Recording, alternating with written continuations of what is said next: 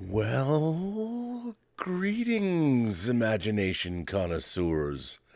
Once again, it is I, your Duke of Dope Discourse, your master of fun and wonder, your viceroy of verisimilitude, yada, yada, yada. You know, whatever names you want to hang on me. There's a couple good ones that came in lately that I have since forgotten.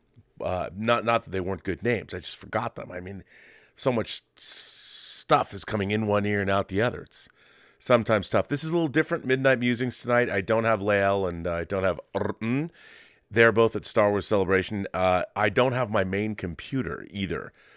Believe it or not, in the new Robservatory, I actually plugged in my Prius Prime while the air conditioner was on and blew the fuse. All the power went out. And even though I've got surge protectors on it, my main computer, where all of my editorial work gets done, the power supply snapped out. So I have to get it just cut out. So I have to get it fixed. So I'm talking to you on my new laptop that John Campia acquired for me. But it doesn't have, because my drives are old, I can't hook up. I need a new driver. It's never mind. It's just technical difficulties. But I'm here with you now. And I figured, I've been trying to do Robservations all week, but it's been a little hectic. It's getting kind of hectic. So I haven't been able to do that. But I got a letter. That a longtime viewer, had sent me. And I figured, this is it's a good letter to share because, as we know, the franchises that we love, Star Trek, Star Wars, Doctor Who, whatever your favorite franchise is, all of the dialogue around these, by the way, the Robservatory is slowly but surely, you can see it taking shape behind me. I mean, the lighting is still flat, but it's going to be, I'm telling you, there's a lot of stuff happening. But anyway, so a lot of vitriol, Kenobi, people like it, people hate it. Miss Marvel is going to be very divisive. So anyway, I got this letter. And of course, as everyone knows, I am not a fan of modern Star Trek. And there's all these people like, well, Rob, I mean, come on, Strange New Worlds is so great. No, Strange New Worlds is like a cover band, a modern cover band playing Eagles tunes from the 70s, but they're doing it now. And it's fine, but I'm not that much of a fan. I'm just going to say it. But anyway, I got a letter, and it made me think. Like, just about my position. I am not beyond reproach. When people always are saying that whenever I talk about Strange New Worlds or modern Star Trek, not everyone, but I must get 10 people sending me the Simpsons meme of the old man shouting at clouds. I mean, first of all, guys, girls, gentle beings, kind souls, however you identify across these 28 known galaxies, if you're sending people the Simpsons meme of man shouting at clouds, please find a new meme. It was old 6 years ago or 10 years ago. It's even older now. It is the most uncreative. Even if you want to use it to insult me, please bring some more wit to the party. It's not great. It's not great. Gilbert is here. Gilbert, how are you doing, buddy? Would you like to come up? Would you like a gummy bear? You know you like gummy bears. Since he's here and it's late night and it's a little loosey-goosey tonight, would you like a gummy bear? Oh, see, I dropped it. He's going to eat it. I was hoping to bring him up on camera. Gilbert, come here. Come on. There you go, buddy. That's what I'm talking about. I know. Watch all the people complain that you shouldn't give your dogs gummy bears. Well, you don't get them all the time. They're special treats. I know, Gilly. Gilly, look at this guy. He's a prince with power over millions. I know, dude. I know. This guy's a fucking star is what he is. He is a photogenic star, aren't you? You're such a good boy. And then, of course, there's Sebastian. Sebastian, you're too young. You don't get gummy. He doesn't get gummy bears. Anyway, So I'm going to read this article, which takes me to task. And if you want to take me to task, don't send me Simpsons memes. Write me a letter like this, and I might read it live on the show, late night. So here it comes. Are you ready? Dear Robert, this is a letter about you, but mostly it talks about me. Sorry, but I have a degree in film and a flair for the dramatic. Hang in there long enough, though, and I'll get to the point. Or not. I'll understand. In any case, give me a good story well told. A sentiment expressed by you and or John Campea on more than one occasion in the several years since I discovered your content. It's also all I've asked of most popular entertainment for a very long time. With one addendum.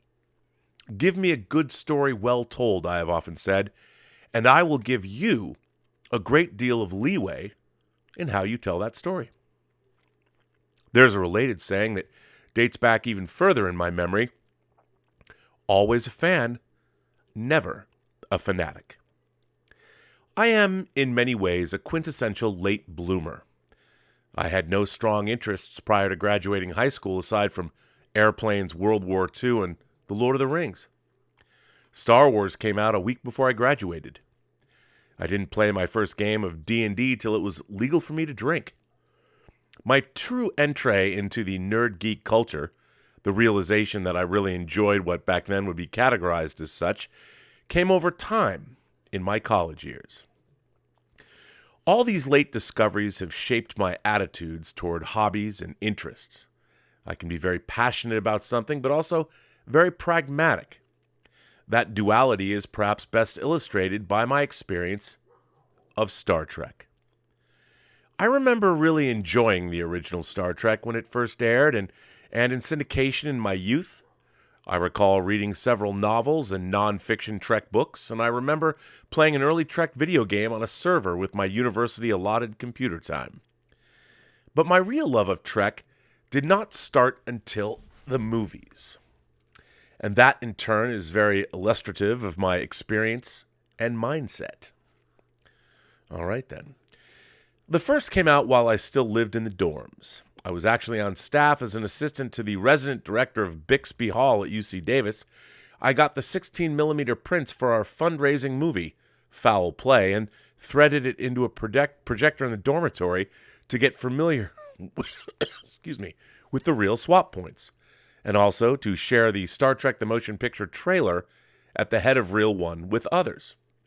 Needless to say, I was excited as anyone else, or so I thought, to see the movie.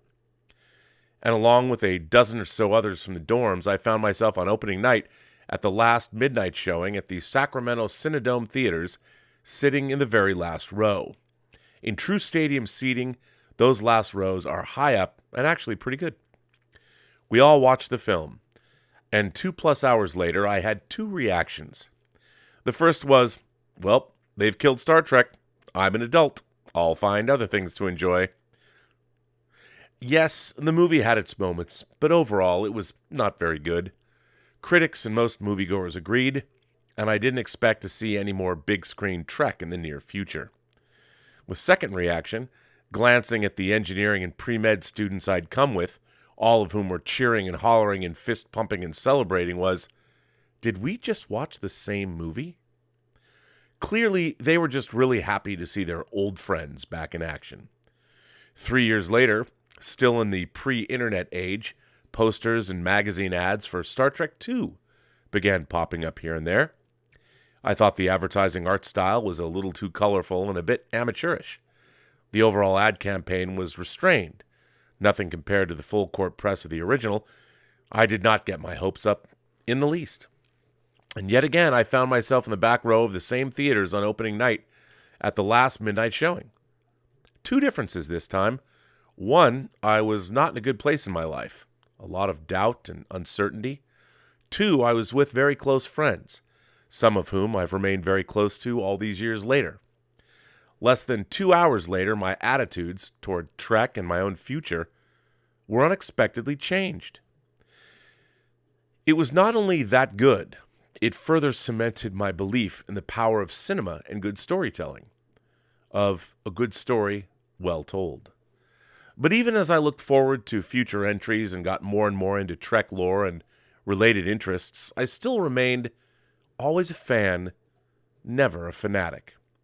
Subsequent Trek movies brought both pleasure and disappointment. The Next Generation started out shaky in my opinion, but got progressively better. I still have long-standing issues with some aspects of TNG, but judge it overall outstanding.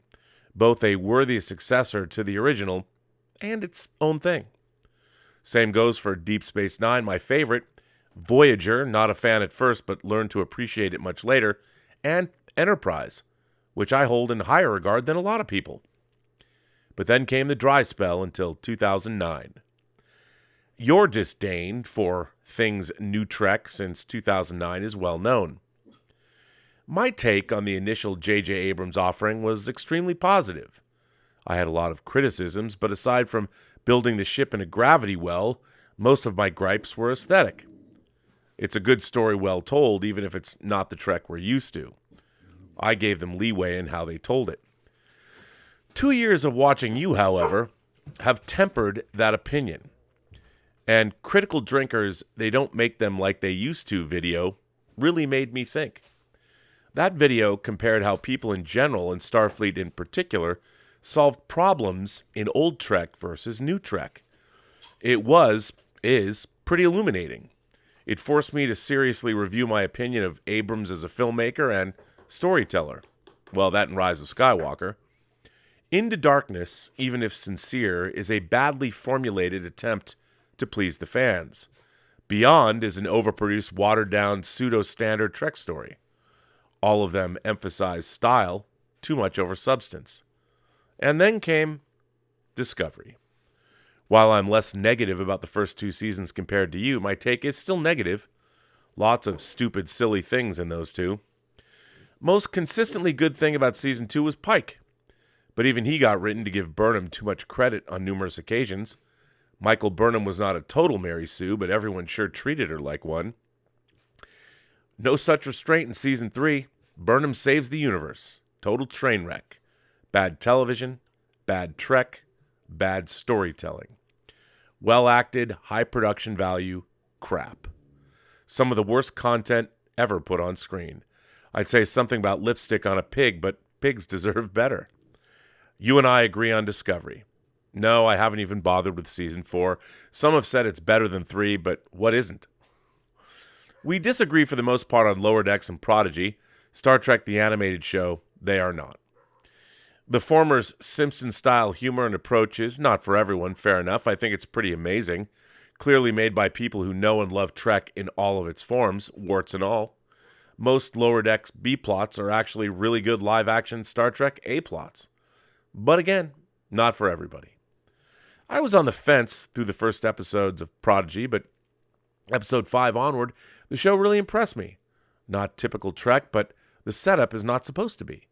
And as a Nickelodeon's children's offering, it comes across as more than just kid fare. I'm looking forward to Season 2.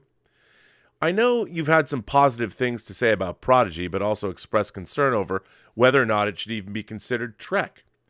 Such distinctions don't concern me as much, but again, an animated children's show with Star Trek in the title, no matter how good, is not going to be for everybody. But that brings us to Strange New Worlds. I was both hopeful and skeptical in the lead-up. Bringing in TOS characters beyond Spock raised eyebrows. The addition of a Khan descendant as well. But come episode 1, I set all that aside and strived as always to judge the material on its own merits. I gave that first episode a 7.5, more so on a subsequent viewing. The aliens got insufficient attention, and the repurposing of recent news footage to illustrate Trek's timeline of humanity's worst hour was a bit cringy, but the first episode with an ensemble crew, as an intro to the crew, it works. The dilemma was classic Trek. The character development well done. I don't care that Singh's backstory is tragic, it works. Pike's foreknowledge was addressed, how could it not? But did not overshadow everything. And more importantly, I found every single crew member interesting. It left me wanting more. Episode 2 I gave a 9.8. I don't give out 10s. It did everything right. Again, I had no issue with Uhura's backstory. The loss of her parents was not a driving motivation. Indeed, her motivation was a key theme of the episode, and her talents, while important, did not save the day on their own. Numerous crew members played a part, and Pike's future was cast in doubt. Not that I want that retconned. I was displeased when Discovery gave him that foreknowledge in the first place. But I give the showrunners the benefit of the doubt at this point that they can pull good material from that dilemma without changing a key part of Trek history, which happens well after Pike leaves the Enterprise anyway. Episode 3 was somewhere between the first two. Una covering for Mbenga was a bit of an ask, more so than Pike covering for her, but I'll give them that for now. But that catches me up, and that's not why I'm writing. This is not about my reaction, but about yours. To the best of my knowledge, you've said little about Strange New Worlds, aside from the cover band analogy and maybe a few backhanded compliments. I confess I watch most, if not all your stuff. I'm old, leave me alone. You reference it during shows, but it hasn't been the lead until episode 3. And that episode focused on giving credit to uncredited source material authors, not on the show itself. I completely agree with your argument in that video, but that's not my concern here. Having watched you for several years, but especially with the release of Strange New Worlds, I get the feeling that disliking New Trek is no longer a conscious choice for you. I think that you are so steeped in decades of knowledge and lore and headcanon, so brimming with experience to include the joy and privilege and sometimes heartache of directly working on actual Trek and Trek-related projects, that nothing new can measure up. At least when it comes to Secret Hideout stuff, which is all we have at the moment. When anything new comes out, your default is to look for flaws, no matter how small. And the moment you find one, it's all downhill from there. A good story well told does not matter when there is little or no leeway in how to tell that story. You are beginning to sound like so many other gatekeeping fans who populate the internet these days. Less of a fan, more of a fanatic. This does not make me angry. Okay, once in a while it does. I'm only human. It makes me sad. There's something very wrong with the universe where someone as dedicated to this material as you can't enjoy what so many other fans have found. What so many other fans have found to be pretty good after so much disappointment. Maybe this will strike a chord. Most likely not. You may disagree completely with my assessment. I'm not here to change your mind. Just present a viewpoint for you to consider and make up your own mind. And who knows, maybe episodes 4 and on will be deeply disappointing to me. Won't change my opinion of the first 3 and won't change my sadness over your reaction to them. In any case, thank you for taking the time to read this lengthy letter. I hope I did not offend. Keep on doing what you're doing, and I'll keep watching. Sincerely, some old guy in Hollywood. P.S. Have you fixed that Enterprise navigational deflector yet? I know it's no longer visible on camera, but as a lifelong model builder, out of sight is not out of mind. And don't tell me it will take a few weeks. I know you multiply your repair estimate times by at least 5. Damn engineers. Well, first of all, great letter. I want to thank some old guy in Hawaii for writing that, taking the time to write it. You know, if you want to write me a letter, you know one of the staples of this show is I do read letters live on camera. And I will read yours or anything. You don't just have to send me tips or super chats or anything, although, you know, those are always appreciated. But you can send me letters for free, and I will read them. And comment or even do a whole show about them like I'm doing right now. See, the funny thing is, to me, obviously, we now exist in the YouTube space. There's a lot of people like myself and people I stream with who express their discontent about a lot of things. And some people come at it from different perspectives. Some people call things like the MCU, or some people can't stand what they've done to Star Wars, or in my case, I get pissed off about Star Trek. But, you know, the thing is, all of us have one thing in common. We grew up in a world where these franchises were new. And the reason they became franchises is because when we first saw them, they were really good. We celebrated the 45th anniversary of Star Wars this past week, a couple days ago. And Star Wars changed my life. Seeing Star Wars in a movie theater was truly a transcendent moment in my life. I was 10 years old. It was an incredible experience because nothing had ever been seen like that before. And it was an incredible experience. The sequel, The Empire Strikes Back, expanded and built upon the lore that the first movie established, took us to different places, literally took us to different places we hadn't seen before. We got to go to the Cloud City on Bespin. You got to go to Dagobah. You got to go to Hoth, the asteroid field. All different experiences. Different ships, snow speeders, Imperial walkers, twin pod cloud cars. It was all new. And it was exciting. And it fulfilled the promise that Star Wars made. The idea that there was going to be a second Star Wars movie after the success. Could it possibly be good? And it was. And in some cases, I would say The Empire Strikes Back is a better movie than Star Wars. Although I do think Star Wars, for what it is a perfect movie. But as I was getting older, I was 10 years old when I saw Star Wars. I saw Empire when I was 13. I saw Empire days after I was bar mitzvahed. I'd become a man. And The Empire Strikes Back was Star Wars sort of becoming a man too. Or a woman, or a gentle being, a kind soul, a Twi'lek, whatever you identify as. The Empire Strikes Back fulfilled a promise that Star Wars made. Back in the day, in 1980, sequels were not... look, Godfather Part 2 was a fluke. I liked Rocky 2. I've always been a Rocky 2 guy. Jaws 2, I think Jaws 2 is a great sequel. Jaws 2 is to Jaws what 2010 is to 2001. It doesn't hold a candle to the original, but respectable in its own way. But I think that what we, all of us in this YouTube continuum, all of us, whether you're watching Gary, whether you're watching Neurotic, whether you're watching The Critical Drinker, whether you're watching Midnight's Edge, take your pick. Whatever film pundit you watch on YouTube, a lot of us have certain things that we, let's face it, hate. And they make us angry. But at the same time, The Critical Drinker does some great takedowns, but he also makes videos. He counterpoints his negative videos with videos about what he loves. Hell, he just did a video about Steven Seagal's Under Siege. I never would have thought that, but he was right. Under Siege is a good movie, even though Steven Seagal has now become a joke. But even The Critical Drinker he does a great job. I think The Critical Drinker is a great critic. And he really understands and he's also a published author.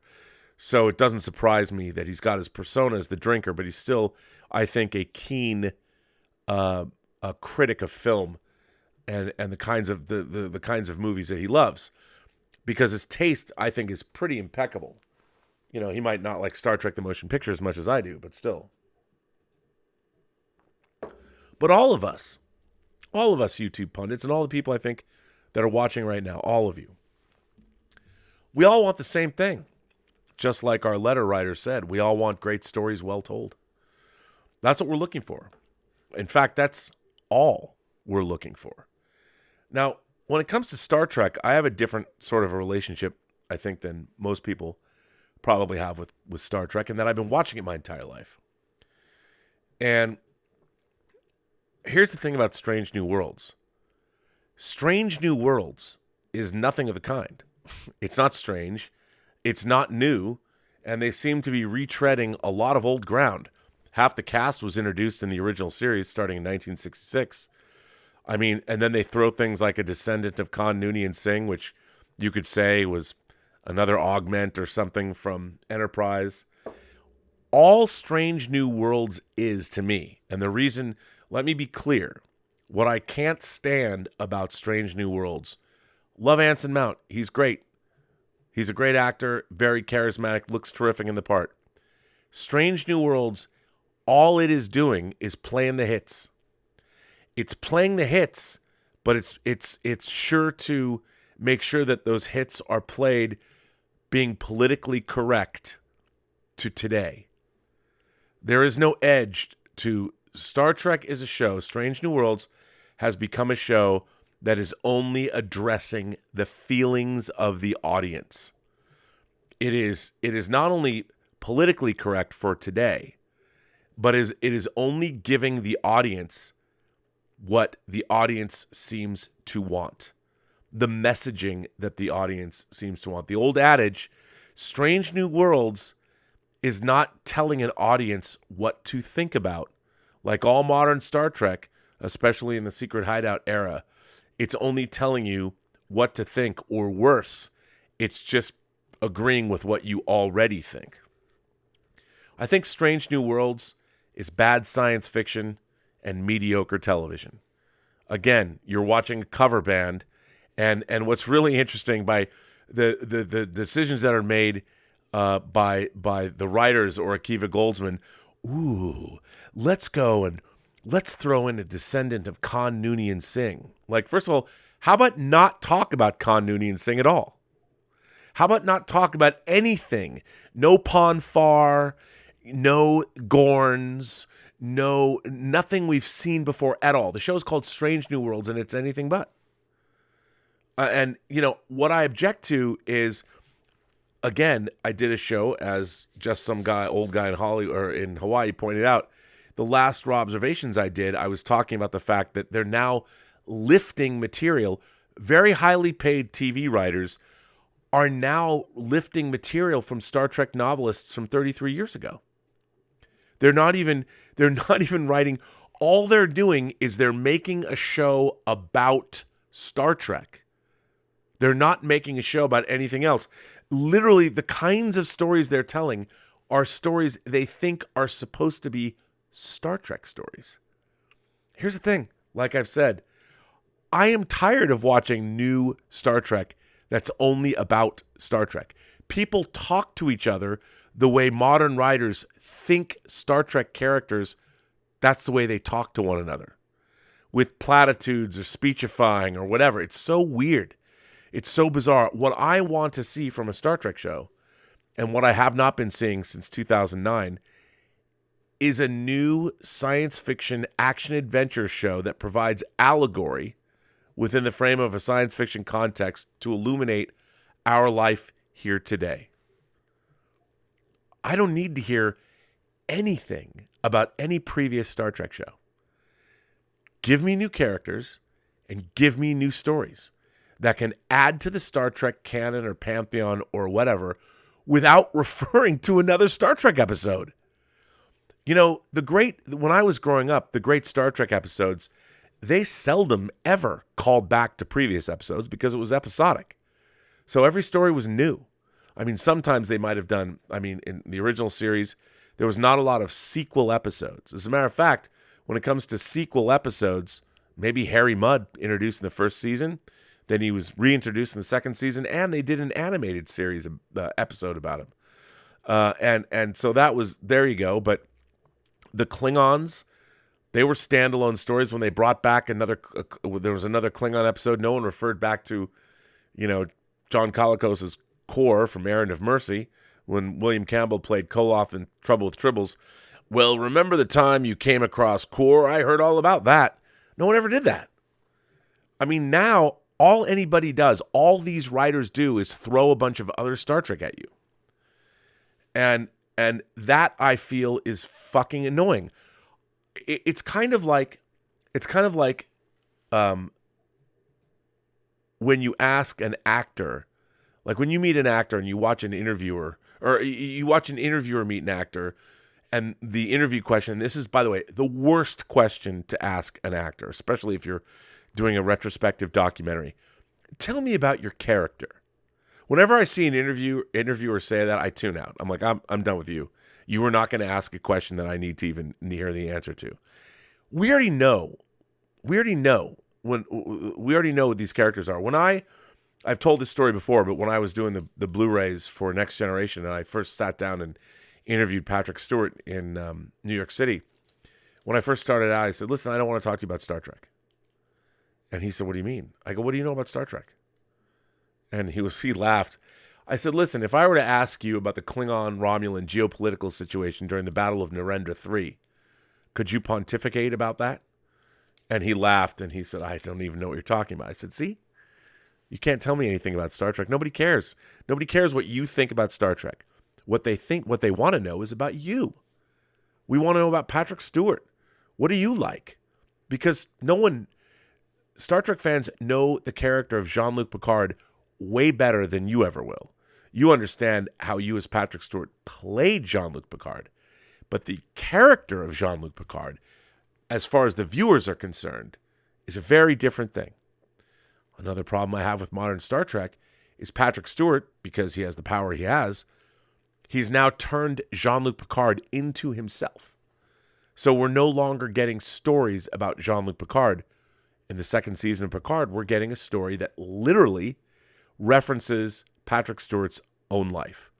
And I would say that's a great idea for any author or anybody who's doing writing and all that, but it's not good for Star Trek, because Star Trek, the universe Star Trek takes place in, is fundamentally different than our world today. And we are we're a different, more self-actualized people in the future than we are today. And so when you want to tell stories about things like mental illness, when you actually make it about your main characters and not do it in an allegorical fashion, it suddenly is no longer Star Trek. It becomes something else. It's didactic. It's preaching. And that was the great thing about allegorical science fiction, is that if you want to do a mental illness story, you find that you roll up on an alien planet. And for instance, it's not a great episode, but in the first season of Star Trek: The Next Generation, they directly relate. They have a show about drug addiction and dealers, and it's called Symbiosis, and it has both Judson Scott and Merrick Buttrick from Star Trek II: The Wrath of Khan in it. And it's basically about one society that's hooked another society on their drugs to make money. And it's not a great episode, but it's not horrible either. And I mean, they were directly dealing with a project, a thing, not a project, but a problem that we have, which is, drug addiction, but also the drug trade.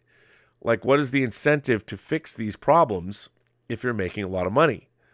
And it's a really interesting episode. If you go back and watch it, I mean, the first season doesn't have a lot of great episodes in it, but it's pretty good, and it's an interesting Star Trek episode. And that's what I want to see from Star Trek. I don't hate Star Trek because it's new and it's not like the old shows. Star Trek was never like the old shows. It's always been evolving. The original series gave way to the animated series, that gave way to the motion picture, that gave way to Star Trek 2, 3, and 4, that gave way to the Next Generation, that gave way to Star Trek 5 and 6, and then Deep Space Nine and Generations and First Contact and Voyager and Enterprise. Star Trek always moved and grew and changed until 2009, when they decided to go back and reboot Kirk, Spock, and McCoy.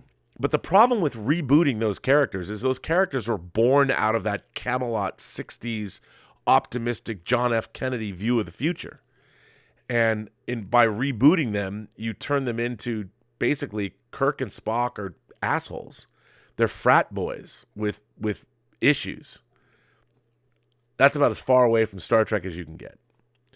And it nowadays, I mean, Strange New Worlds, half the cast is from the original series. I would love to have seen a cast of brand new people that encompassed a whole new cast of characters and crew that we didn't know, that we had I've been arguing with people on Twitter about the retconning of the Gorn, how the Gorn, it looks like they're turning the Gorn into the big bad of Star Trek. Well, think about it. I mean, we're supposed to live in a pluralistic society where everyone is valued and, You know, if you want to be called by certain pronouns, you can be. And if you want to have different gender identities, you can be. So what do? They take the most obvious, a giant lizard monster, and at the end of Arena, which really affected me the first time I saw it, it really subverts those expectations. They paint the Gorn as these evil monsters. Literally, they're monsters. They're monstrous humanoid lizard aliens. I mean, they are bug-eyed monsters. They are the quintessential cover of a pulp novel creature. I mean, look at this guy. This guy is about as cliche as it gets. I will be quick and merciful. You know, so they've turned this guy, the Gorns, in the last episode, into monstrous aliens that will feed their young with human beings. I mean, I look at this, it is the most of all the creatures, rather than create like a new alien adversary, they're going to bring back the Gorn, and they're going to turn the Gorn into the most cliche 50s alien monsters possible. And I look at that and I'm like, you know what? That's everything wrong with modern Star Trek. They don't do something clever with the Gorn. They're going to turn them into the big bad. Why? Because it's the most obvious, the most ridiculously easy thing to do. And what was interesting about the original Arena, the first season episode Arena that Gene Kuhn wrote based on a story by Frederick Brown, the great thing about that story is at the end, the whole point of it is that we, the audience, and Kirk and the crew of the Enterprise have perhaps misjudged the Gorn. The Gorn have attacked Cestus 3. They set a trap for the Enterprise. But then you find out at the end that it was probably their space, and we encroached on it. And now we're seeing the most pedestrian portrayal of these creatures. First of all, canonically it doesn't work anyway, but nothing clever, nothing interesting, nothing unique. They just take these lizard monsters and make them more monstrous. And I look at that and I'm thinking to myself, wow, here's where Star Trek fails for me, modern Star Trek. There's no imagination on display. You know, we're not getting a giant 11,000 mile long space amoeba with some talk about how this virus has invaded our galaxy and now we're going to go invade it to destroy it. There is no Taste of Armageddon where two civilizations are fighting a war with computers. There is no Errand of Mercy where Kirk actually befriends Kor, the first Klingon we see in the series, and their relationship is great. Nope, now we've got Klingorks, and they're all bad. And I feel like, I hate to say it, but where's the subtlety in the writing? Now Star Trek is all about feelings. It's not about aspirations, and it's about feelings for people that, look, if you have a problem with your tragic backstory or you've got psychological issues, you shouldn't be anywhere near a fucking starship. You would not pass a psych evaluation. You would not be on a ship pushing the boundaries of the final frontier. You just wouldn't be. And I am not mad about Star Trek because it's not like the old show. I never expected Star Trek to be like the old show. I'm mad about Star Trek because I think it's horribly written garbage that is uncreative and it relies on past glory and all this creation that other people have done. All of their main characters were created by other people, except Lan Singh. When someone's like, "Oh, okay, we're gonna create a character that's related to Khan, Nooney, and Singh," so even that character, that's a new character, is still a derivation of a character from the original series. I ask myself, why would smart people that are getting paid a lot of money, why would you create a show like that, where all you're doing is opening yourself up to comparisons, and you're basically saying to a franchise, you're saying to the franchise owners too, that, hey, you know what, we're just going to try and regurgitate your old franchise. I mean, I would fire them. I would be like, you know what, Gene Roddenberry, And admittedly, Star Trek The Next Generation didn't get really good until Michael Piller came on board in season 3. New cast of characters, new situation, different things going on. Deep Space Nine, same thing. Brand new cast of characters. A few references here and there. You brought O'Brien back. That was nice. You know, sometimes Q would show up. Not a good episode. But it was new. All the characters are new creations. That's what I object to. I am watching a recreation of Star Trek in Strange New Worlds on every level, but with the unimaginative writing of the modern day. Ghost Rider just became a friend of the channel. Cheers to you, Ghost Rider. Thank you for that. And that's my objection to new Star Trek. I don't find it to be comfort food. I find it indicative of everything that's wrong with our country now. We have people that do not want to move into the future. They do not want to solve problems with innovative solutions. They would rather be intractable and not work with somebody across the aisle in case they lose their political capital. And this is true of all sides. And the thing is, we have difficult problems that we need to solve. And Star Trek, in my mind, more than anything else, when I was always watching it growing up, it was about really smart people bringing to bear their intelligence onto problems and solve problems despite their differences. Nowadays, we only have people that are talking about their problems, and everyone is excused. Everyone is excused because they feel bad. Here's the thing. Your feelings in the final frontier will get you and everyone else killed. If you feel bad in a bad situation because, oh my God, my trauma is coming back to me, fuck off. You don't belong on a starship. And now we live in a world where everyone's trying to make excuses for all of this. This is not escapist science fiction, fantasy, action, adventure, entertainment. This is reaffirming the audience's desire to be made special. And I think, by the way, I think that's dangerous. And I think it's counterproductive to our culture. Star Trek used to be productive to our culture. It used to inspire people to want to become engineers and explorers and perhaps join the military and be the best person they can be. Now, to me, I see modern Star Trek as an excuse for everybody who aren't aspiring to be the best they can be. It's giving you an excuse to not be awesome. That's what I see modern Star Trek as doing, like everything else in our society. Oh, you don't have to work that hard. I know, I understand. And I think it's dangerous. And I think this idea that so many of our franchises are going into these, they want to like, look, there's a reason why our civilizations have lasted as long as they've lasted. Because there have been great visionary people that have put their lives, their ideologies, everything on the line to acquire or to conquer or to create something or do great deeds. And yes, were they at the expense of other people? Sure. A lot of the time, human history, as I've said on the show, is a giant charnel house. A lot of people have lost their lives, and it has not been pretty. Human history is terrible. And if you go back long enough, everybody's been victimized by everybody else. But you know what? That's why the strong survive. And I think that Star Trek used to, I mean, it never explicitly came out and said this, but Star Trek was about a meritocracy. It was about a civilization where the best rose to the top, and they were out there on the final frontier. Mediocrity has no place in the future. And I feel that modern Star Trek is, in a way, telling its viewership that it's okay.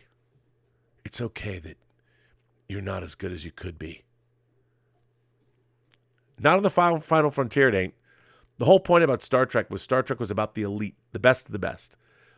They were people that I aspired to be, even though I knew that I was never going to live up to those people. And that was okay. So I am not somebody that's yelling at clouds going, bring back my Star Trek. But like all of the other franchises, the franchises are now no longer telling the great stories. The franchises are now owned by corporate interests that want to tell stories for the Look, everybody always wanted to tell stories for the masses, but they expected the masses to rise up and meet them on the level of the storytelling that they were working on. They did not expect to bro down with the audience. Now everybody loves modern Star Trek because they see themselves in it.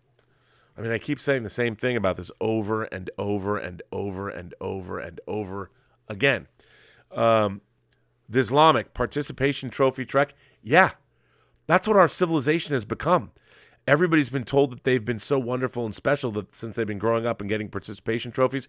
You know what a society who got participation trophies will wind up doing? Dying out.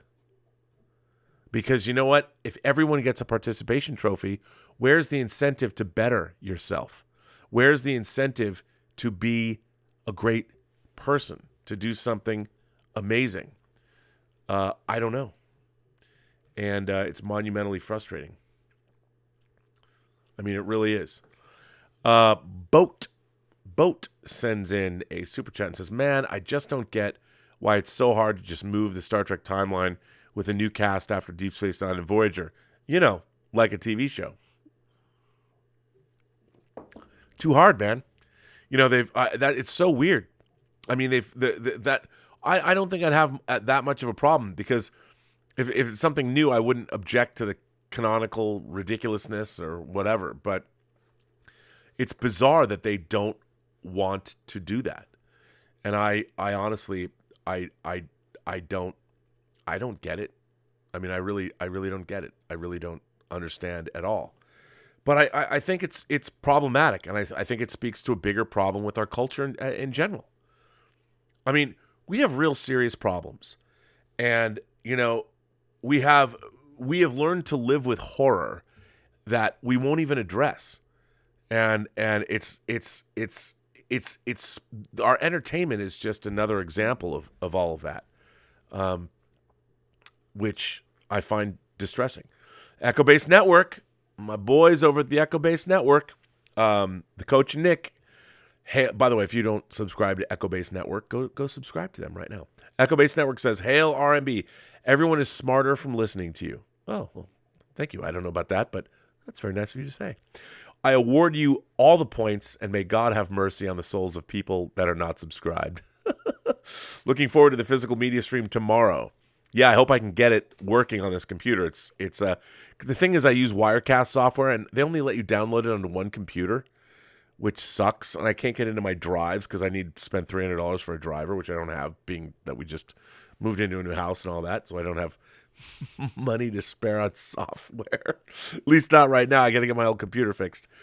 But I do appreciate the sentiment. I mean, the thing is, we need to demand, and I think a lot of people, by the way, you know, I think a lot of us, a lot of the people that are, by the way, Echo Base Network also said, for helping keep physical media alive. Well, thank you for that. And Jason S. said, I'm really disappointed in what they're doing with She-Hulk.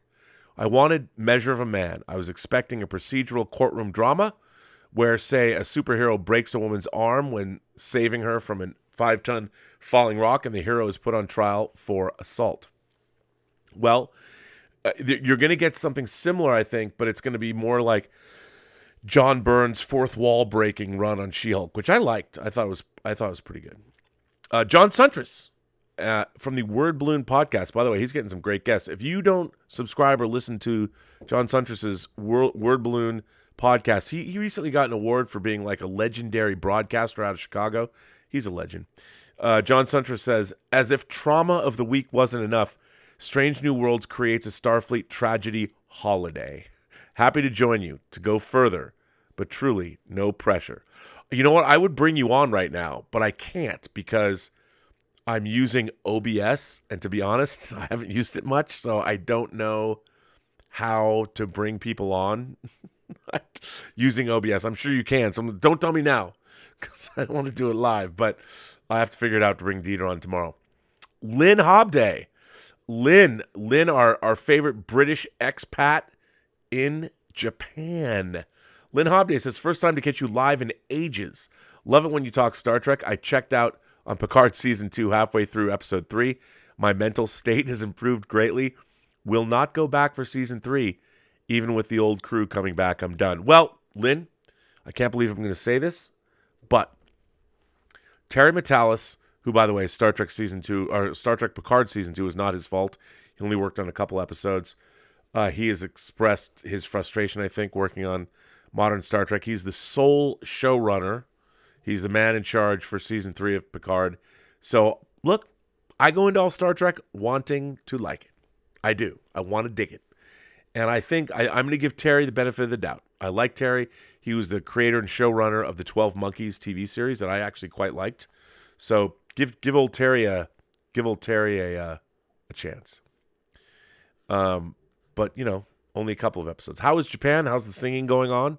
I think of you often. Whenever it's funny, I don't know if you saw the HBO series Tokyo Vice, which is based on a book that I actually read. But I think of you every time I think about Japan, and I think about Japan quite a bit. I always think Lynn. First thing I think about, what's Lynn doing? Gorgon, hail, hail. Fire and snow, call the angel, we will go. Gorgon the friendly angel's here. Gorgon says, we'll listen later, now finishing episode 2. By the way, you rock. Gorgon sends in a $50 tip. Gorgon, you, my friend.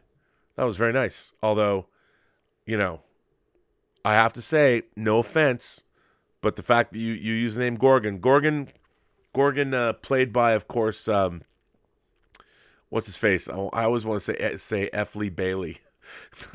Is it F. Lee Bailey? No, it's not F. Lee Bailey. Brian Cox's character from why am I drawing a blank? I should know this. But And the Children Shall Lead is one of the worst episodes of any television show, not just Star Trek. It's an original series show. It's third season. It's terrible, so bad. It's really, really bad. Yeah, it's not good. So anyway, but hang on, I have to hang on. Just hold on a second, because it's not F. Lee Bailey.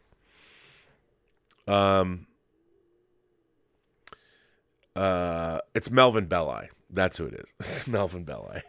Melvin Belli. That's who. I don't know why I draw. It's just that episode's so terrible. I can't handle it. Echo Base says, so it's Nick taking Coach through his first time watching DS9 on our second channel, Echo Base TV. He's loving it so far, even though we are just on the last two episodes of season 1. The last two episodes of season 1 of Deep Space Nine are the best episodes of the first season. Dax is a great episode, but Duet and In the Hands of the Prophets are great. Deep Space Nine was kind of schizophrenic. I love the pilot, and there's a couple of great episodes in it. But Duet is one of the greatest episodes of Star Trek ever. So that's the penultimate episode of season 1. So you guys are going to dig that. Checkers the Inventor sends in a super chat and says, would you throw the same criticism at The Mandalorian compared to classic Star Wars? Kinda. I mean, I look, I would say that a lot of the Mandalorian lore, Dave Filoni and Jon Favreau are doing a good job, but I still feel, I enjoyed Mandalorian, but I still felt it was Star Wars light. All of these things, even the animated shows, there's a lot of there's a lot of great stuff. There's a lot of great stuff in Clone Wars, but I feel like, again, Star Wars changed my life, and Empire Strikes Back I saw 26 times in the theater. Here's the thing about Star Wars. The original Star Wars is about a truck driver and a farmer and a veteran of foreign wars, a guy who hangs out at the VFW. Relatable people, even though it's set in a long time ago in a galaxy far, far away. Han Solo is running moonshine in his 18-wheeler. Luke is living in some, breadbasket area. All of his friends are gone. He had to stay home and do his chores on the farm. They're completely relatable as people. And while we might not have recognized that immediately, the reason that we connected with those characters is because they literally were us. They were the salt of the earth Americans. They were one step away. I mean, Han Solo was literally Bob Falfa from George Lucas's American Graffiti. And so, I don't know. Do you think a princess and a guy like me? No. We get it. We completely understood those characters. What has happened with Star Wars now is all of the characters have become Star Wars characters. Where are we? Where's Han and Luke? You know, and I mean Han and Luke from Star Wars, not General Solo and, you know, not post-Jedi and all that stuff. Star Wars was literally, it was so great because it was a fairy tale. I mean, it was the opposite of Star Trek, which is about elite, best of the best, Ivy League educated people that did ROTC or whatever, call it what you want. But Star Wars is a fairy tale. All of us are Luke Skywalker, watching the twin setting suns of Tatooine as John Williams' French horn theme plays in the distance. We all got that. It literally was all of us. And that's really what's insidious about Star Trek is they're trying to turn it into something it isn't. They're trying to turn it into Star Wars. They've been trying to do that since 2009. Whereas because Star Wars is a fairy tale. You know, and the thing about Star Wars is they're trying to turn it differently rather than make it about the every person. They're trying to make it specifically about certain people in the audience so they can check off those boxes. I mean, you can't. What is great about a fairy tale is it usually works for everybody. You know, we can all, even though, like, I don't identify with Mulan. I'm not a Chinese chick, but I get it. I understand that storyline. And that's why I like those things. That's why I like fairy tales. They speak to all of us. They speak mythically to all of us. And I think Star Wars has a different kind of a problem. I mean, Star Wars now has become, it's leading the charge for corporate interests. And so it has to appeal to everybody, and it has to appeal to the politics of the day. And the politics, here's the thing. All of these shows and programs that are trying to appeal to their audience based on today, what's going on politically or emotionally or sexually or socially, if you're trying to appeal to what's happening right now, you'll always lose, because in 5 years or 10 years or 20 years, your show is going to be horribly dated and irrelevant.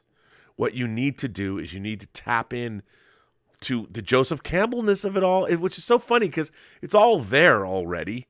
You have to make a show that's timeless, not a show that's timely.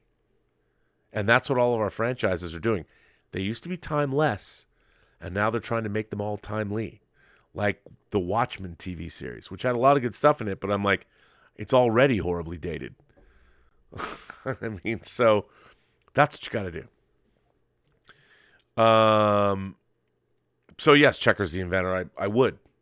I mean, I'm not as hard on Star Wars as I am on Star Trek. You know what I mean? I mean, hell, where can I see it? Wait, my Roy Fokker, that is a real $500 Japanese motorcycle helmet, but that is Macross. That is Roy Fokker. It's UN. You can't really see it, but it's UN Spacey, and it's dope. I got it for the 30th anniversary. Actually, no, the 40th anniversary.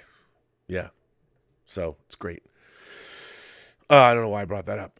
Late Night Alum says, I just saw 7 of 9 prototype from Exo-6. Can't wait. I mean, Exo-6, the company that's making the high-end Star Trek figures, is, in my mind, crushing it. I have all of them that they've released right up there. Anthony has to send me my Mirror Spock, but I paid him for it already, and Q as well. I wish they'd put out a figure every week. I love what they're doing. It's great. So Late Night Alum, I'm going to buy all their, I mean, I'll buy everything that Exo-6 put out. 200 Watt Studio, how are you? I don't get it. We've seen Kirk's entire life story. We've seen the important bits about Pike already. What do they think they can add to their stories? Well, I don't fucking know. I mean, here's what I don't like. Why would you make a TV series where your main character, who's in an action-adventure capacity, captain of a starship, has seen his own horrible accident 10 years in the future, so he knows no matter what he does or where he goes, he's not going to die. He's seen.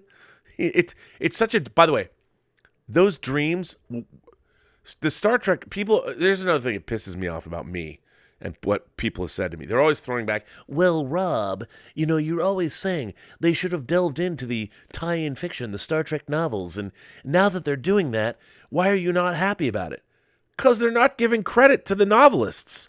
They're going in and look, TV writers get paid a lot of money. They do not get paid to crib from tie-in fiction by other writers and then not give the writers credit. Pike dreaming about his death.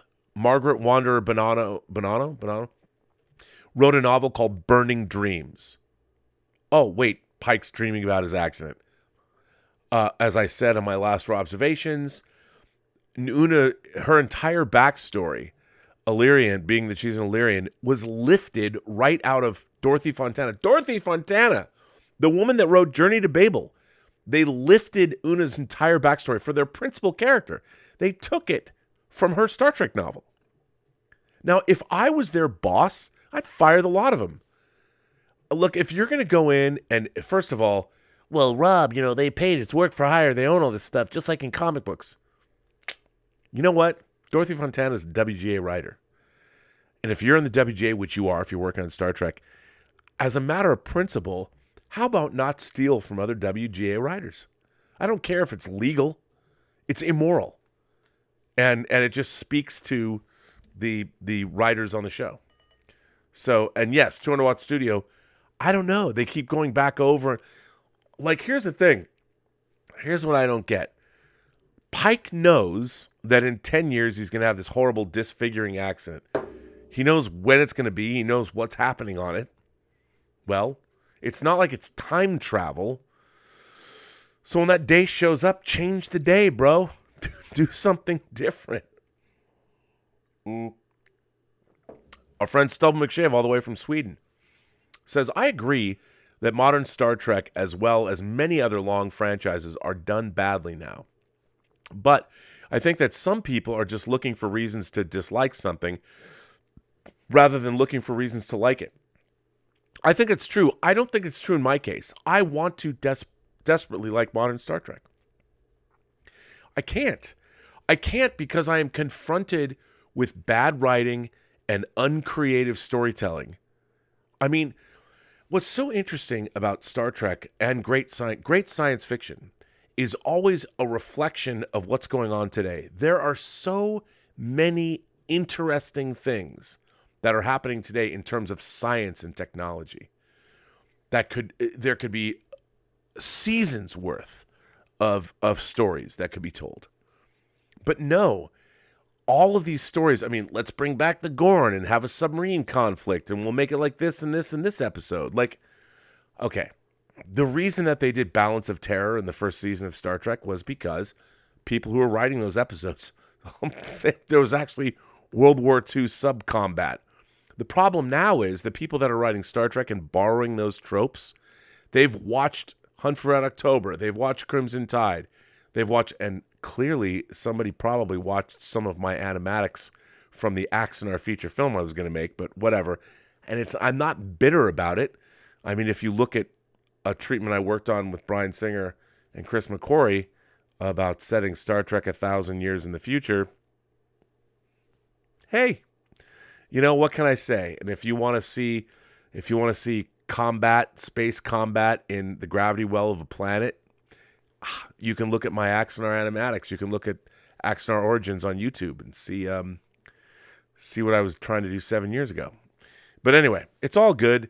I just think that what isn't good is that the writers today, they're not literate in meaning that they have not read a lot. They're certainly not scientifically literate because there is, look, Star Trek stories should be, you should look at scientific journals, not read Star Trek novels. Read scientific journals. Wired Magazine was a favorite of mine. I love Wired Magazine. I still love Wired Magazine. You could go back 10 years and read all of Wired Magazine. There's tons of stories that you could turn into science fiction Star Trek stories. Why are we getting Star Trek stories that are regurgitations or revisions of stories we've already got? Tell me a new story, man. We live in a really interesting world.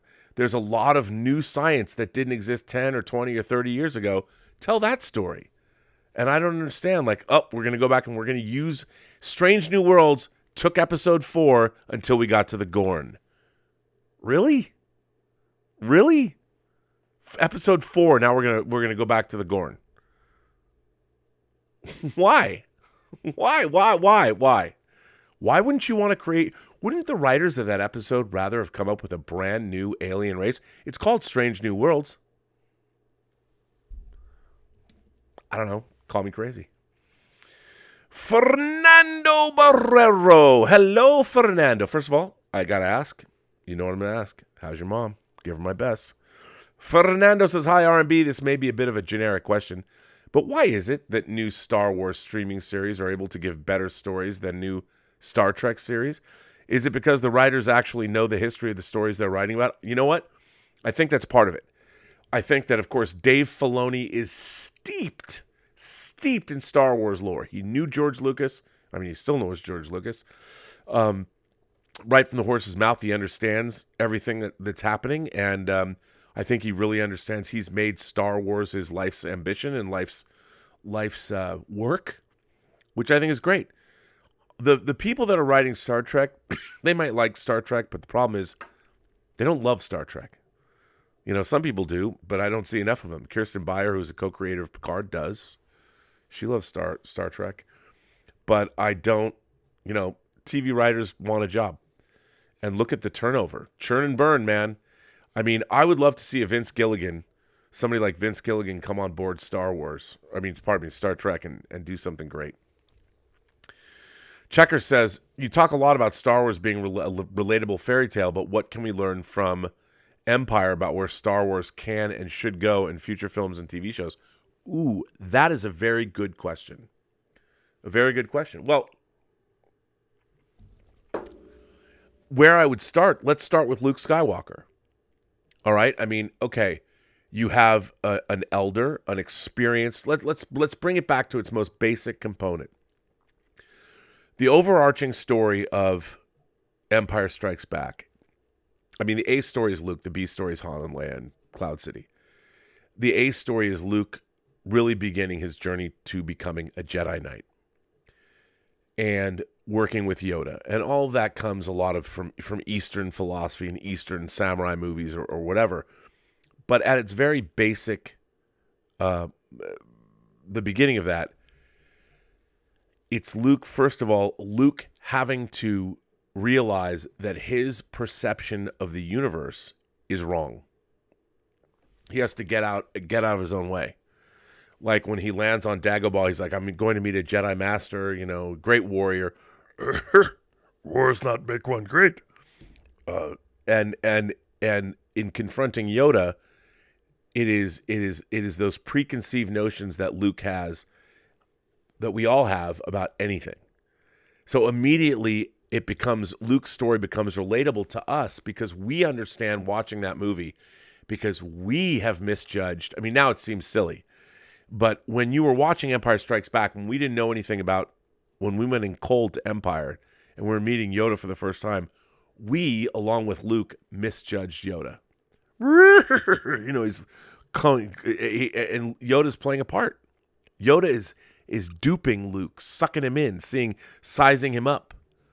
I cannot teach him. Remember the change in Frank Oz's voice? And when Luke's like, Yoda, we're the same. We were exactly the same as Luke. And it was like, that's why that movie worked. Because sorry, I have something in my eye. Because it got us. It got us the same way Yoda got Luke. And that's why the movie's a great movie. Nowadays, it's hard to understand because Star Wars has become ubiquitous and Empire Strikes Back is 42 years old this year. Just last week, by the way. I think May 21st. And that was the problem. But it didn't matter. You're on Dagobah, you're meeting Yoda, but the idea that we as a human being, we misjudged a person. We all related to that. And Star Wars is missing that. It's missing at its core. It was about all of us, whether we were, and Luke Skywalker was the character. It was all of us. Now, here's the thing. as somebody who is much older than I was when I saw Empire Strikes Back, and I saw Empire Strikes Back again right after I turned 13, and I saw it 26 times in the theater, when I watched Last Jedi, I completely understood where Luke was. I'm like, that's a bold place to be. The problem was, and why there's so much vitriol that has been directed toward Rian Johnson and The Last Jedi, was we never got to see Luke be awesome. I mean, you go from Luke confronting Vader and redeeming him, the Emperor Palpatine dying on the Death Star 2, and Luke confronting Leia and saying, you know, you're my sister, and the galaxy is liberated. Great.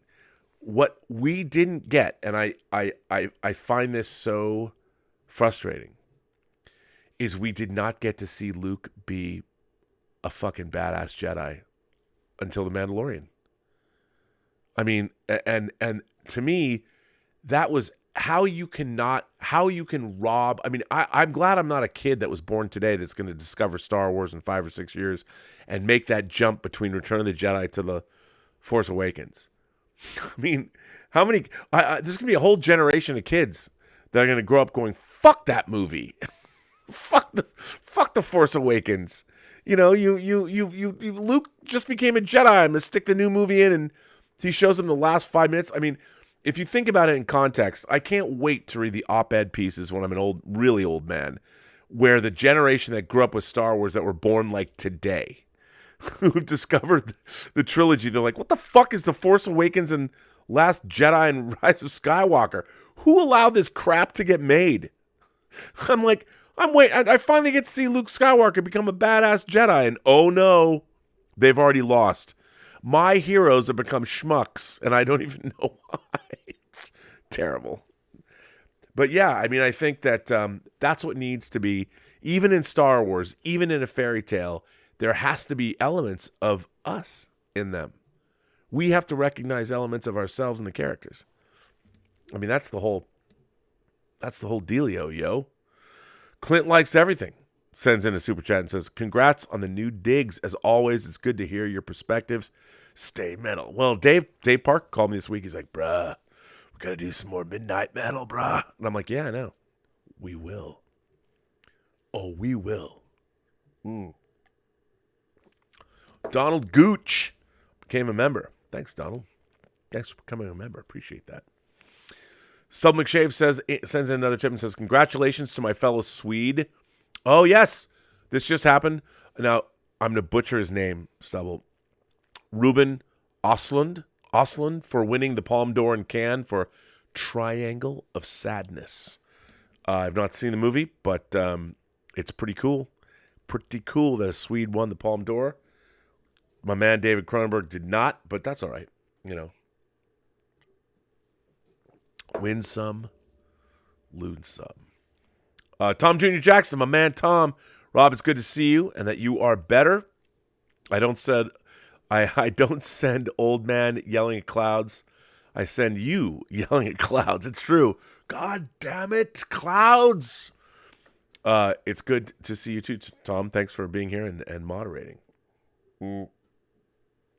Jordan Saylor sends in a super chat. Hello, Jordan.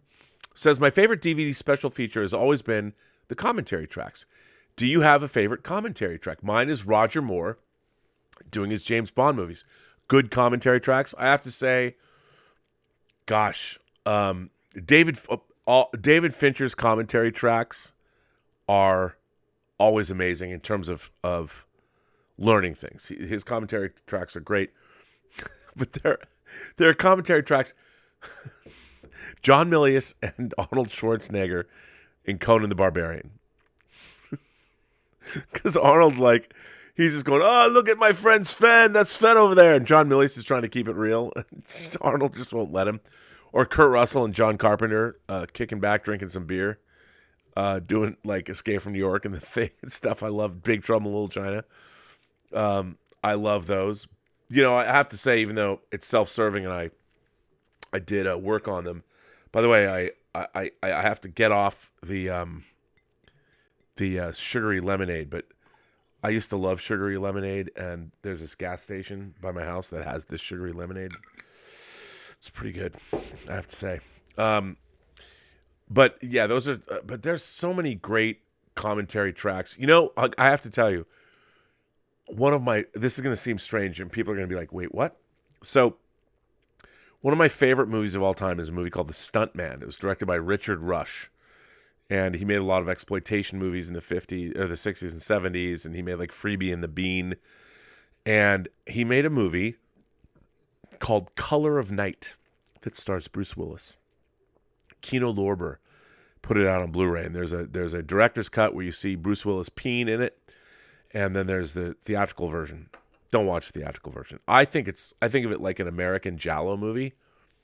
Richard Rush recorded that commentary when he was like 88. He's passed away now. It's one of the greatest. I mean, I guess you have to like Richard Rush, but it's one of the greatest commentary tracks ever. So if you've never seen Color of Night, everybody should see it. But just say it's an acquired taste. So Jordan, I hope that's helpful. 200 Watt Studio says, in the cinema when Yoda revealed himself, it was awe-inspiring. It was, man, especially the first time you saw it. Yoda was a real living being. Unlearn what you have learned. Yes, I mean, all that was great. Was profound and relatable. It totally was. And you had that mentor-student thing. You know, now I think, again, Star Wars has become too much up its own ass, to be honest. I mean, even though Star Wars is a fairy tale, now Star Wars is only about Star Wars. Like, what happened to Obi-Wan? You know, I think what's unfortunate about, and it was all right. I liked it, you know, but what I wanted from Obi-Wan was I wanted an Obi-Wan Kenobi story. This is going to seem weird. That wasn't about Star Wars. Take the Star Wars. This is what I would say to anybody who's writing a franchise, whether it's Doctor Who, Star Trek, or Star Wars. Take the fucking whatever it is out. If you're going to write a Star Trek story, if you're going to write a Star Trek script, do not write a script about anything to do with Star Trek. Write me a Star Trek story that's not about anything else to do with the Star Trek universe. Write me a story about a character who's going through something, or our characters that are going through something.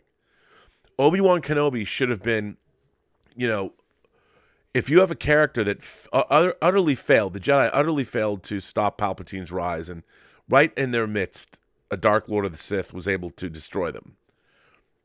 Take even that out. Make it about a story about a man who profoundly fucked up. Like, he fucked up bigger than anyone's fucked up before. And it's 10 years after that fuck up. And he won't forgive himself. The universe has moved on. The universe has changed. And give him a story. Give him an adventure. Or something where he has to find his redemption. What do? Got to make it about Princess Leia. Why? I understand. I get why. But did it have to be Princess Leia? Like, really? Couldn't it have been a new story with a new character that didn't bring the baggage of Leia? And I'm like, why did it have to be Leia?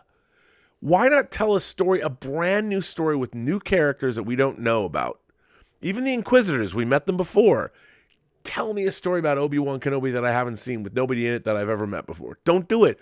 Why is the Star Wars universe the smallest fucking galaxy in the world, or in the universe? Because everyone knows each other. It drives me crazy. Crazy. Like the Seal song, yes.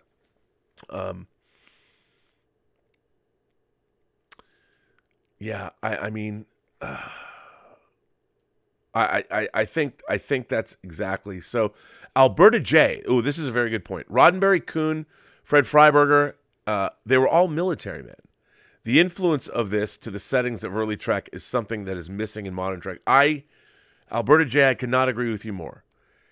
Star Trek is a military show. Starfleet is a quasi-military organization. I do not believe that anyone on Pike's Enterprise or anyone on this Discovery went through any kind of military training. They're all undisciplined. What is the chain of command? The actors don't even know what their ranks are in Discovery. And that's problematic. And I hate it. I don't know why that's the case. S-Beam. S-Beam says, hey there, Rob. Did you get to check out the celebration at all? Just the live streams. When's the next Midnighter? Conan commentary track is my favorite of all time. It's pretty great. It's a great commentary track. It's so much fun. I did not go to Star Wars Celebration, and, I've been working, and things have been a little crazy, having COVID. I've been so behind, and I want to meet Lael because he's down there with LaToya. Maybe I can call him tomorrow. But you know what? I was going to see if I could go down and meet with them, but they've been at Disneyland. They've been having so much fun. I'm like, I'm not going to curtail that. I'm like, oh, I got to see you guys. I can't wait to see him in real life because I've never met either. I haven't met LaToya or Lael. But but they were like posting pictures, having the best time ever. And if I don't see him tomorrow, but I didn't get down to the celebration. I did watch a lot of it live. It was good. It was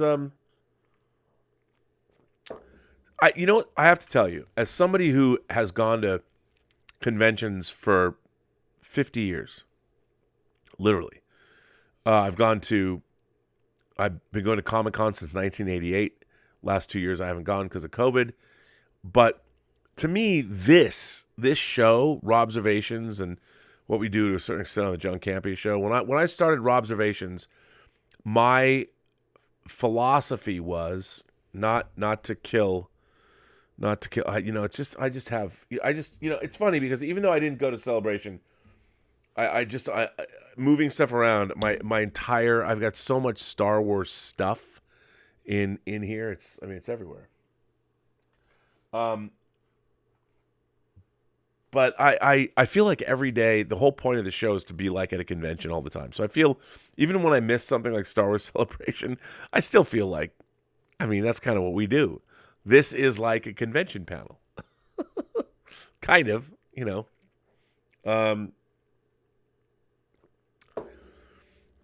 Kevin Dorr says, wish Tom Cruise would take on Star Wars, at least when he loves an IP, Top Gun or Mission Impossible. He treats it with respect.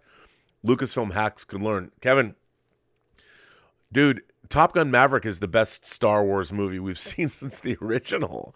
Well, maybe since Empire. It pretty much is a Star Wars movie. Who are we kidding? Top Gun, you know why people love Top Gun Maverick? Because it's very similar to the original Star Wars, if you think about it. And I think anyone who's doing Star Trek or Star Wars or whatever, they need to look at Top Gun Maverick, and I'm like, okay, between that and Cobra Kai, that's how you do legacy sequels. And to a certain extent, Creed, although the Drinker and I part ways on that, but I think Creed for the most part, although the Drinker convinced me of his point of view. But even that, Cobra Kai and Top Gun Maverick, for those of you who don't know, if you haven't seen it yet, first of all, go see it in the biggest theater you can. The last 30 minutes, the last 20 minutes is a men on a mission movie. It's an impossible mission. It's like blowing up the Death Star. And it's fucking great. It's great. So go see it. You'll like it. But yeah, Tom Cruise cares. And it's not that people don't care. It's just, one, it's not easy. And two, Disney, they're not just, if people are just going to make a TV show, the corporate interests kick in. So it's problematic. Joey says, I think it had to be Leia because Obi-Wan's commitment to Luke, who we know by 18 had lived a bland, boring life. So it had to be something truly important that would get Kenobi off Tatooine. I actually didn't like that idea. Now, let me say I did like that idea. Joey, I think you're right. I agree with you that I do think that what would get Kenobi off Tatooine, Leia, makes perfect sense. But it's weird that Obi-Wan wasn't checking in on Leia as well. But I totally agree with you. You're 100% correct. The problem is, for me, it's like, okay, so then now it becomes, I would love to have seen a show, an adventure that Kenobi went on that only had to do with Ben Kenobi. That he was the center focus of what's going on. We know Reva is Reva. We know that she was a youngling. She was going to be a Jedi. There's going to be some redemption arc or whatever. I'm like, I don't care. All anybody cares about is Obi-Wan Kenobi. So tell us a story about how Ben Kenobi did something and forget all the rest of the Star Wars lore.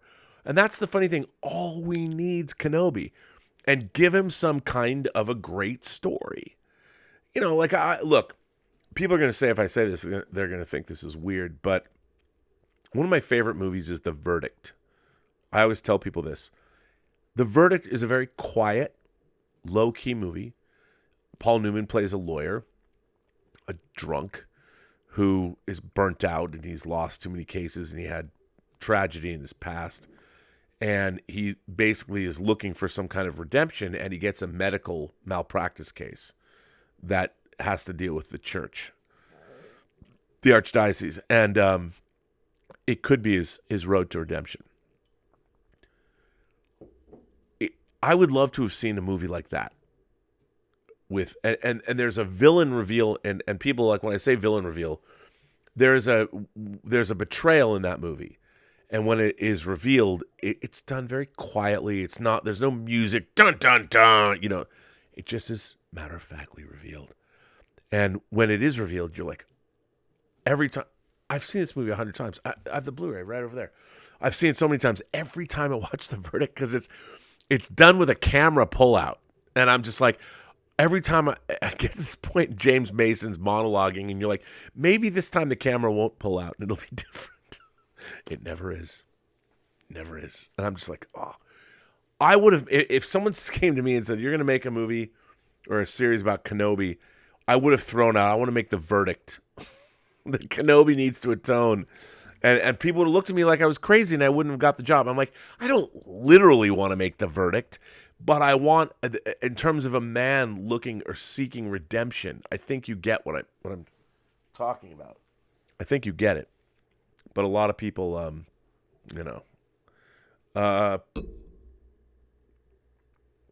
so yeah.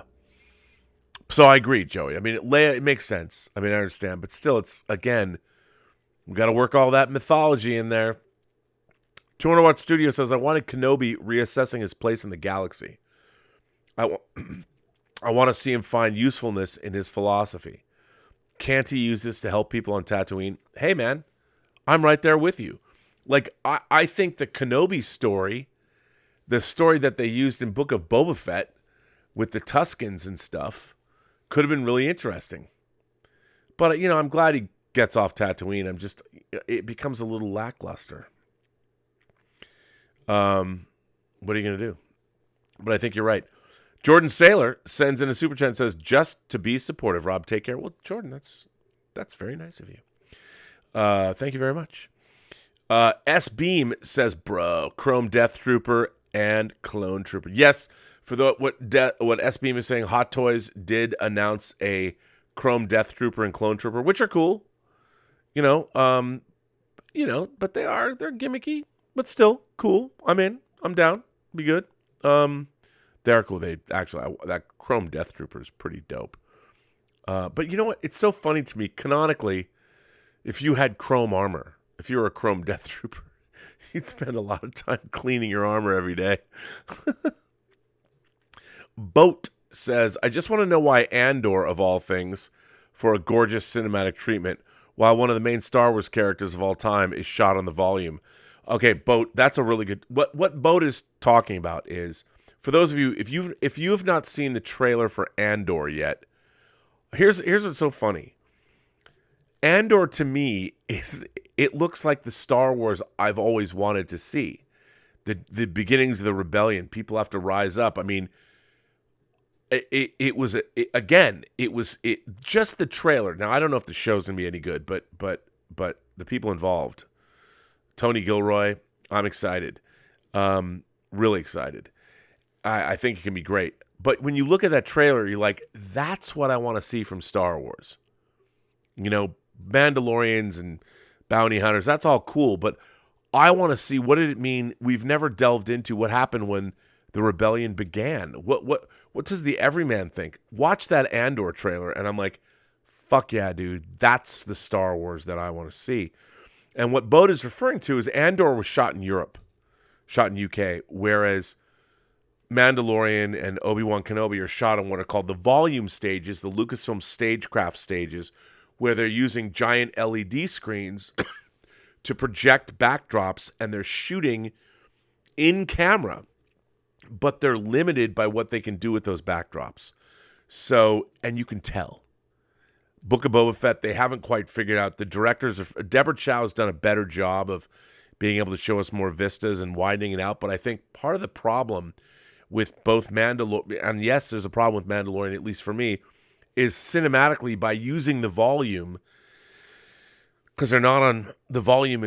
They're in a sound stage with these large LED screens, and while you can go anywhere, the problem is when you have foreground props and things, you're kind of locked into these certain camera angles, and you don't have a lot of leeway. And the shows are beginning to look, you can feel it. You might not know why it feels this way, but you can feel it. And I think that you're right, Boat. Andor, I think, is getting a classic treatment because that was probably Tony Gilroy. And Kenobi should have. I mean, I think they should have shot Kenobi in England and given it. But again, when you're back on Tatooine, and it's just, I don't know, I wish it was more. Still McShave says, sad to hear about Andy Fletcher's passing. He died way too young. Did you ever see Depeche Mode live? Still McShave, I saw Depeche Mode live 4 times. And they were a favorite LA band. I was a huge fan of Depeche Mode. I have a lot of Depeche Mode 12 inches. I have all their albums. Andy Fletcher was one of the founding members. He died. He was the keyboardist. He died at 60 this past week. And what a bummer. Like I tweeted out, I said I will not enjoy the silence. So rest in peace. Kevin Doris says, Verdict might be Mamet's best work. That's David Mamet who wrote it. Kevin, you're probably right. I mean, again, you know, it's funny when I try and tell people things like, you know, if you want to tell a good Obi-Wan Kenobi story, watch The Verdict. And people are like, what, Rob?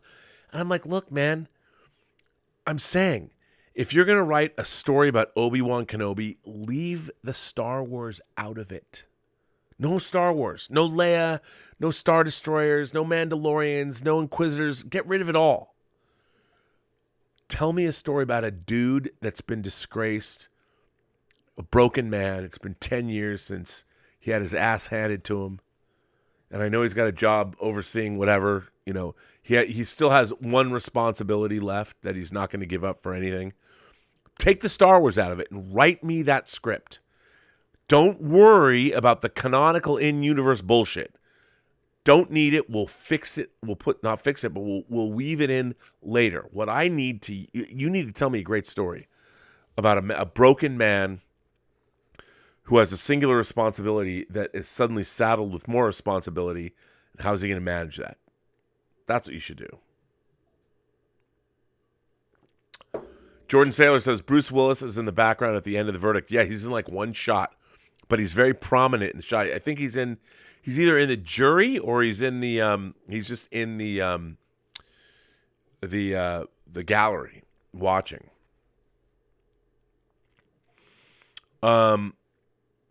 Joey says, I just don't think Leia being there in Kenobi feels like member berries or forced nostalgia. A Vader rematch, while I will enjoy watching it, is far more egregious.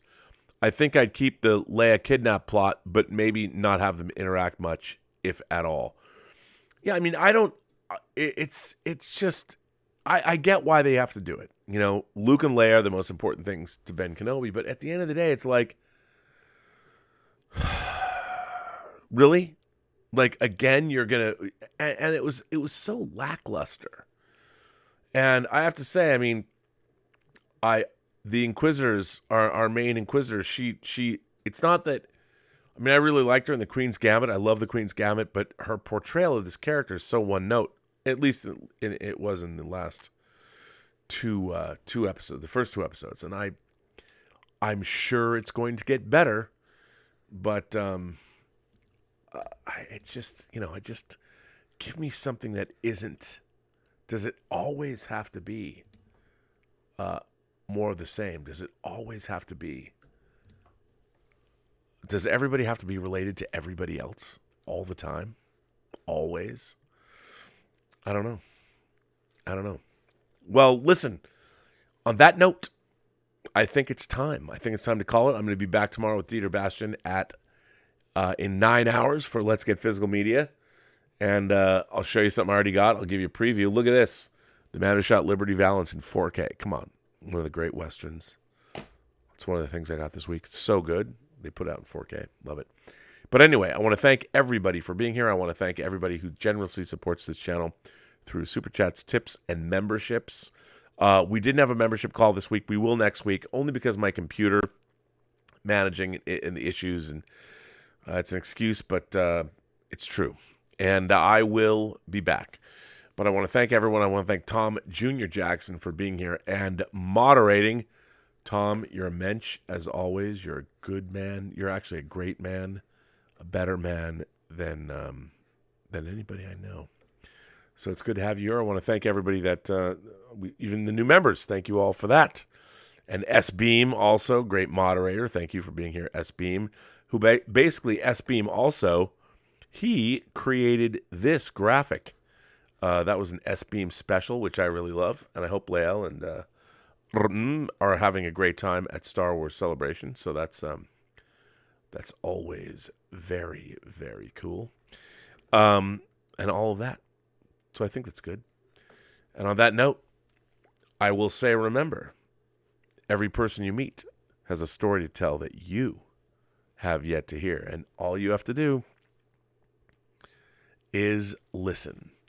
And with that, I say to all of you, I'll be back next week with and all the boys and girls and news that's fit to print. And, of course, I'll be on the John Campea show. We will be doing a show on Monday because John's Canadian. He doesn't know what Memorial Day is, which is, not so fun. But, hey, we're working. We're bringing stuff for you. Shogun Orta. You know what? Shogun Orta became a member. Does anyone remember the Xbox game Panzer Dragoon Orta? I used to love that game. Like, nobody knows that game anymore. I used to love that game. Was that just me? I don't know. But thanks for becoming a member. Fridu Velikos sent in a super chat. Fridu. Thank you for that. I appreciate that. No one's going to let me go. It's like, hey, we're just hanging out here. I mean, I do have a beer. I mean, I could open a beer. I don't know what more to say. But anyway, hey, like, subscribe, follow me on Instagram. You know, I have to say, Mike Bond has done a great job with the Post-Geek Singularity website. So if you go to postgeeksingularity.com, even I go there. It's a great, if I do say so myself, it's a great website. There's all kinds of really cool information he's putting up there. And also, if you want to send us letters, send me letters, write to me. I'll read them. I'll read them loud. They're loud. Loud. I will read them aloud if I'm allowed. But I want to thank you for that. And great community. Everybody's Fredu Valcause sent another super chat. Thank you for that. Fredu. On that note, I'm going to go to bed. I'll be back in 9 hours with Dieter Bastian. And I want to thank all of you members of the Post-Geek Singularity for being here. And remember, every person you meet has a story to tell that you have yet to hear. One more time. All you have to do is listen. And with that note, I would say, have a better night, day. Have a great Memorial Day weekend.